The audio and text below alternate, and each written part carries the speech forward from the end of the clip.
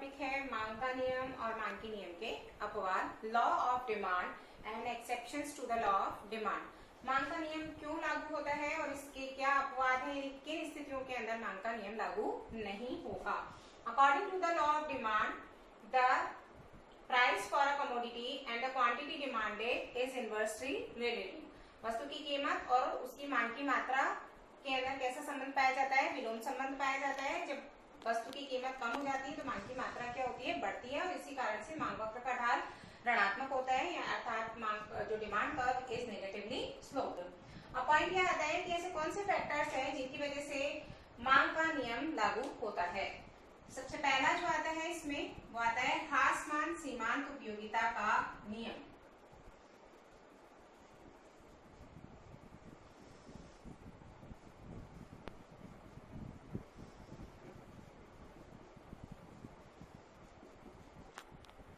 Law of diminishing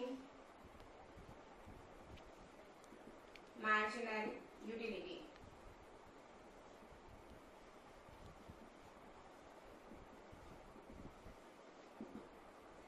इस नियम के अनुसार किसी भी वस्तु की कीमत उस वस्तु से प्राप्त होने वाली सीमांत उपयोगिता के बराबर होती है। ह्रासमान, डिमिनिशिंग वर्ड का मतलब क्या होता है? कम होना, डिक्रीज होना। तो सीमांत उपयोगिता क्या हो रही है? डिक्रीज हो रही है, कम हो रही है।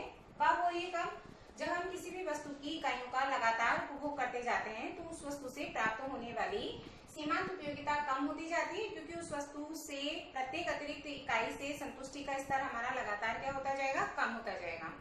सपोज करिए कि किसी वस्तु की हमें 2 इकाइयों का उपभोग करते हैं तो सेटिस्फेक्शन लेवल क्या रहेगा? थोड़ा ज्यादा रहेगा। लेकिन जब उस वस्तु की आपको 5 या 6 इकाई मिल जाएगी तब उस वस्तु को प्राप्त करने के लिए आपका संतुष्टि का स्तर क्या हो जाएगा? कम हो जाएगा। सेटिस्फेक्शन लेवल कम होने की वजह से, तो दूसरे शब्दों में हम उसको कहें तो हम क्या कहेंगे कि उस वस्तु से प्राप्त होने वाली सीमांत उपयोगिता क्या हो गई? कम हो गई। अब अगर प्रत्येक अतिरिक्त इकाई के लिए सीमांत उपयोगिता क्या हो रही है? कम हो रही है। For each successive unit, for each successive unit, प्रत्येक अतिरिक्त इकाई के लिए सीमांत उपयोगिता क्या हो रही है? कम हो रही है। तो सीमांत उपयोगिता कम हो रही है तो प्राइस भी क्या होगी? कम होगी। इट मीन्स जैसे जैसे हम किसी भी वस्तु की इकाइयों का ज्यादा उपभोग करेंगे वस्तु की कीमत क्या होगी? कम होगी। अर्थात वस्तु की कीमत और मांग की मात्रा के अंदर कैसा संबंध पाया जाएगा? विलोम संबंध पाया जाता है। सेकंड, इनकम इफेक्ट, आय प्रभाव।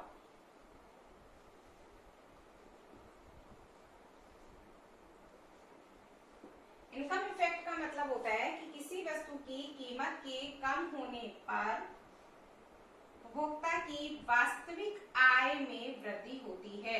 Real income increases, nominal income नहीं बढ़ रही है बट रियल इनकम इंक्रीजेस। और हमें मांग और मांग को प्रभावित करने वाले तत्वों के अंदर हम पढ़ चुके हैं कि व्हेन द इनकम इंक्रीजेस, वस्तु की मांग की मात्रा क्या होगी? बढ़ेगी। तो प्राइस इफेक्ट, इनकम इफेक्ट कैसा हो गया? पॉजिटिव हो गया कि किसी भी वस्तु की कीमत के घटने पर रियल इनकम क्या होती है? इंक्रीज होती है, और रियल इनकम इंक्रीज होने की वजह से उस वस्तु की मांग की मात्रा बढ़ती है। इसमें दोनों में रिलेशन कैसा है? नेगेटिव। रियल इनकम बढ़ने की वजह से वस्तु की कीमत और मांग की मात्रा प्राइस में और क्वांटिटी डिमांड में इनवर्स रिलेशनशिप है, और इसी वजह से डिमांड कर्व का स्लोप जो होता है वो नेगेटिव होता है। रियल इनकम का मतलब क्या हुआ? जैसे सपोज करिए कि किसी भी वस्तु की कीमत है 4 kg, 4 रुपी पर केजी, 4 रुपी पर केजी, और कंज्यूमर के पास में कितने रुपए हैं? 100 रुपए हैं। तो वो उस वस्तु की कितनी क्वांटिटी परचेज करेगा मार्केट से? 25 kg। अगर आपके पास में 100 रुपए है, वस्तु 4 रुपए पर केजी मिल रही है, तो आप उस वस्तु की कितनी क्वांटिटी परचेज करेंगे? 25 kg। बट अगर प्राइस क्या हो रही है? इंक्रीज, डिक्रीज हो रही है, 2 रुपये हो गई, तो अब 2 रुपये हो गई। अगर सेम क्वांटिटी आप परचेज करते हैं 25 kg, तो कितने रुपए की जरूरत पड़ी अपने को? 50 रुपी। जबकि हमारे पास कितने हैं? 100 रुपी। तो अब अब हमारी रियल इनकम, नॉमिनल इनकम वही है, मौद्रिक आय 100 रुपए ही है, लेकिन हमारी रियल इनकम कितनी इंक्रीज हो रही है, 50 रुपी। और इस रियल इनकम के इंक्रीज होने की वजह से क्वांटिटी डिमांड यानी कि मांग की मात्रा क्या होगी, बढ़ेगी। और मांग की मात्रा बढ़ेगी तो डिमांड कर्व जो होगा उसका कैसा होगा, नेगेटिवली स्लोप्ड होगा यानी कि ऋणात्मक ढाल का होगा। इसके अपोजिट यदि वस्तु की कीमत बढ़ती है तो क्वांटिटी डिमांड क्या हो जाएगी, डिक्रीज हो जाएगी। थर्ड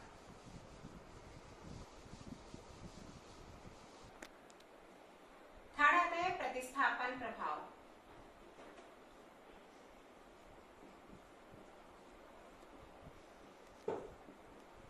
प्रतिस्थापन प्रभाव, सब्स्टिट्यूशन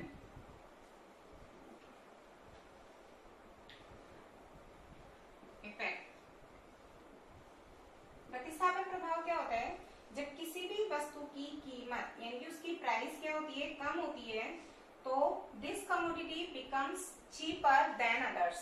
ये वस्तु अन्य वस्तुओं की तुलना में सस्ती हो जाती है और इसीलिए कंज्यूमर उस कमोडिटी की ज्यादा मात्रा मार्केट से क्या करता है, परचेज करता है।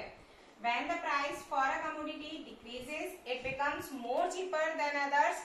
अन्य वस्तुओं की तुलना में चूंकि वो वस्तु अब क्या हो गई है, सस्ती हो गई है, इसलिए हम मार्केट से उस वस्तु की ज्यादा मात्रा परचेज करेंगे। तो fall in the price, increase in quantity demanded, और इसी वजह से क्या होता है, डिमांड कर्व का स्लोप क्या होता है, नेगेटिव होता है। Substitution effect is always negative. Substitution effect की हमेशा कैसा होता है, ऋणात्मक होता है, नेगेटिव, 0 से कम। ऋणात्मक का मतलब क्या होता है कि यदि वस्तु की कीमत कम होगी तो क्वांटिटी डिमांड जो होगी वो डेफिनेटली क्या होगी, बढ़ेगी। ठीक है, नेक्स्ट कि लॉ ऑफ डिमांड क्यों होता है। मान लीजिए कि किसी भी वस्तु की कीमत क्या होती है, कम हो जाती है, तो उपभोक्ताओं की संख्या, the number of buyers increases.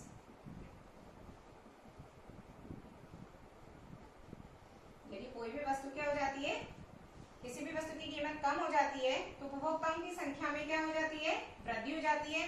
जब नंबर ऑफ बायर्स इंक्रीज हो जाएंगे तो क्वांटिटी डिमांड भी क्या होगी, इंक्रीज हो जाएगी और डिमांड कर्व का स्लोप क्या होगा, नेगेटिव होगा।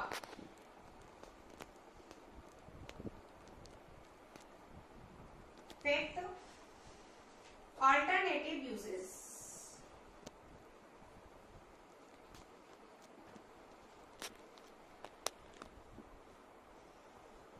किसी भी वस्तु के वैकल्पिक उपयोगों के कारण भी मांग का नियम लागू होता है। अल्टरनेटिव यूजेस का मतलब है कि मान लीजिए कि मिल्क है, मिल्क के बहुत सारे यूज होते हैं, उससे कर्ड भी बनता है, पनीर भी बनता है, मावा भी बन जाता है। तो जब अगर मिल्क की प्राइस इंक्रीज होगी तो इससे रिलेटेड जितनी भी कमोडिटीज हैं, जितनी भी गुड्स हैं, उन सभी की डिमांड क्या हो जाएगी, डिक्रीज हो जाएगी। और अगर मिल्क की प्राइस कम होगी तो इससे रिलेटेड जितनी भी कमोडिटीज हैं, उन सभी की प्राइसेस क्या हो जाएगी, इंक्रीज हो जाएगी। तो किसी भी कमोडिटी के ऑल्टरनेटिव यूजेस होते हैं, उसकी वजह से भी क्वांटिटी डिमांड क्या होती है, इंक्रीज होती है। तो इस तरह से मेनली मेजरली 5 फैक्टर्स होते हैं, 5 होते हैं। First, law of diminishing marginal utility. Second, income effect. Third, substitution effect. Fourth है number of buyers increases and fifth है ऑल्टरनेटिव यूजेस। इनके 5 चीजों के कारण, हासमान सीमांत उपयोगिता नियम के कारण, आय प्रभाव, प्रतिस्थापन प्रभाव के कारण, उपभोक्ताओं की संख्या में वृद्धि के कारण तथा किसी भी वस्तु के वैकल्पिक उपयोगों के कारण मांग का नियम लागू होता है। अब यह आता है कि ये मांग का नियम जो लागू होता है ये क्यों लागू होता है, ये तो हम पढ़ ही चुके हैं, लेकिन कब लागू नहीं होगा, इसके एक्सेप्शंस क्या हैं, अपवाद क्या हैं, किन स्थितियों में मांग का नियम लागू नहीं होगा। जब हम कह रहे हैं फॉर ए नॉर्मल गुड, ये जितनी भी बात हम कर रहे हैं वो सिर्फ किसके लिए बात कर रहे हैं, सामान्य वस्तुओं के संदर्भ में, यानी कि नॉर्मल गुड्स के बारे में बात कर रहे हैं। बट कई बार ऐसा होता है कि कमोडिटीज जो होती हैं वो नॉर्मल नहीं होती हैं, तो मांग का नियम किन किन स्थितियों में लागू नहीं होता। पहला जो आता है वो इसके अंदर आता है वेवलन इफेक्ट।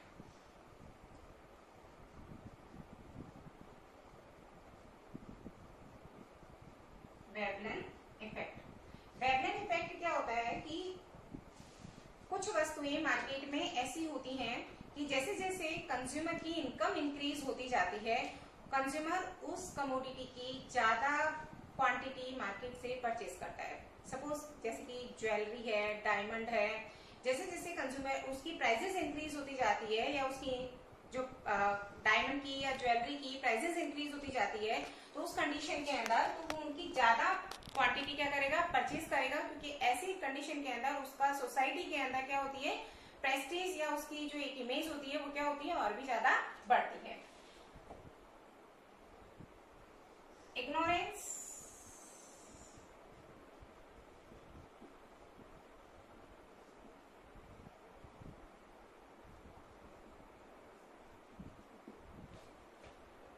समटाइम्स इट हैपेंस, कभी कभी ऐसा भी होता है कि यूं लगता है कि किसी वस्तु की प्राइसेस क्या हो गई, कम हो गई, बट कंज्यूमर को ये लगता है कि नहीं, अगर प्राइसेस कम हो रही हैं तो डेफिनेटली उसकी क्वालिटी क्या हो गई होगी, डाउन हो गई होगी।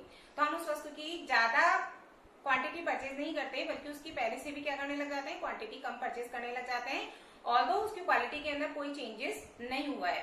और कभी बार ऐसा भी होता है कि अगर किसी कमोडिटी की प्राइसेस क्या होती है, इंक्रीज होती है, तो हमारा एक मेंटली थॉट ये आता है कि नहीं नहीं नहीं, डेफिनेटली इसकी क्वालिटी क्या हो गई होगी, इंप्रूव हो गई होगी, इसलिए हमें इसकी ज्यादा मात्रा क्या करनी चाहिए, परचेज करनी चाहिए। तो वहाँ लॉ ऑफ डिमांड क्या नहीं करेगा, वर्क नहीं करेगा, क्योंकि प्राइस अगर क्या हो रही है, कम हो रही है, तो हम उस वस्तु की मात्रा क्या करते हैं, कम परचेज कर रहे हैं। हम सोच रहे हैं कि वो वस्तु कैसी है, इंफीरियर है। और अगर प्राइस बढ़ रही है तो हम सोच रहे हैं क्वालिटी अच्छी है, इसलिए हम उसकी ज्यादा मात्रा क्या करें, परचेज कर रहे हैं। तो कैसा रिलेशन आ गया, ये पॉजिटिव रिलेशन आ गया। तो लॉ ऑफ डिमांड क्या नहीं करेगा, वर्क नहीं करेगा। थर्ड, जो लॉ ऑफ डिमांड का एक्चुअल जो एक्सेप्शन माना जाता है, वास्तव में जो अपवाद माना जाता है, वो माना जाता है गिवन गुड्स का। गिवन गुड्स की गिवन गुड्स वे गुड्स होती हैं। गिवन goods are those inferior goods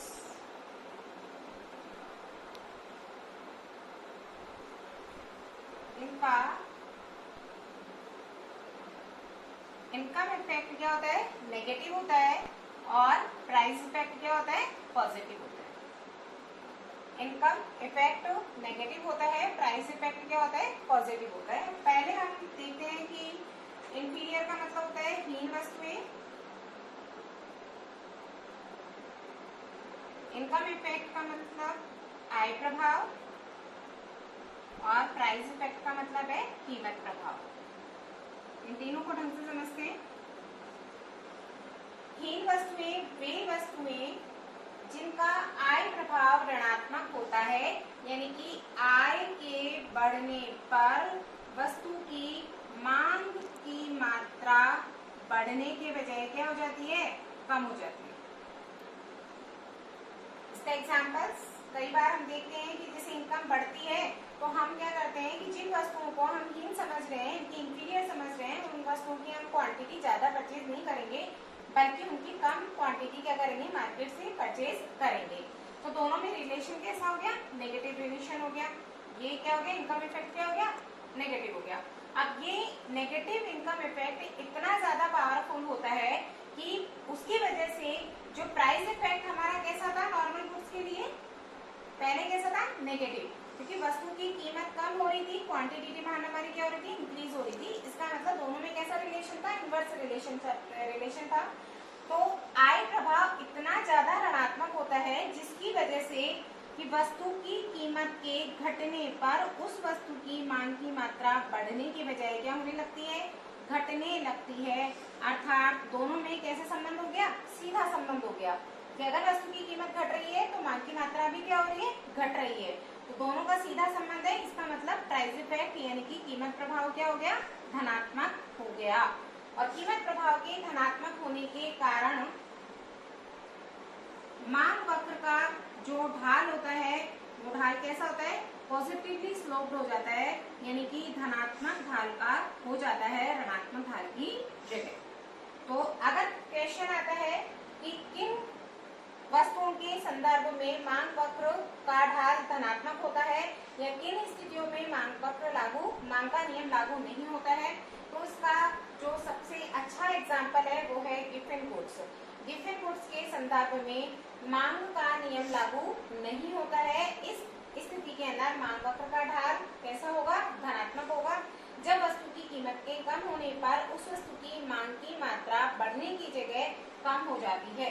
या हम ये कहेंगे defect goods are those inferior goods whose negative income effect is so powerful that the price effect of that commodity becomes positive.